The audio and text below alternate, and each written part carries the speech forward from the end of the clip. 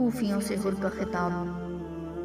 حضرت امام حسین رضی اللہ تعالیٰ عنہ سے خطاب معاف کروانے کے بعد حر فوراً میدان میں آ گیا اور پہلے نرم الفاظ میں کوفیوں سے کہا، اے لوگو، حسین جو 3 باتیں پیش کرتے ہیں ان میں سے کسی ایک کو تم کیوں نہیں منظور کر لیتے تاکہ خدا تعالیٰ تم کو ان کے ساتھ جنگ میں مبتلا ہونے سے بچا لے۔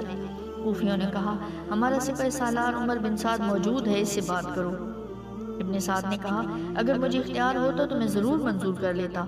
یہ سن کر حر کو غصہ آیا اور کہا، اے کوفہ والو، خدا تعالیٰ تم کو غرق کرے کہ تم نے نواسے رسول کو بلایا اور جب وہ آ گیا تو تم نے انہیں دشمن کے حوالے کر دیا۔ تم کہتے تھے کہ ہم ان پر اپنی جان قربان کریں گے اور اب قتل کرنے کے لیے انہی پر حملے کر رہے ہو۔ ان کو تم نے گرفتار کر لیا، چاروں طرف سے ان کو گھیر لیا، تم نے ان پر خدا کی لمبی چوڑی زمین میں جدھر امان کا راستہ پائیدل جانے سے بھی روک دیا اور اب وہ تمہارے ہاتھ قیدی کی طرح ہو گئے ہیں۔ تم نے ان کو اور ان کے اہل حرم کو، ان کے بچوں کو اور ان کے ساتھیوں کو درہ فرات کے اس بہتے پانی سے روک دیا جسے یہودی، نصرانی، مجوسی تک پیتے ہیں، بلکہ کتے اور سور بھی اس میں لوٹتے ہیں۔ تم نے رسول خدا صلی اللہ علیہ وآلہ وسلم کے بعد ان کی اولاد کے ساتھ کیا سلوک کیا؟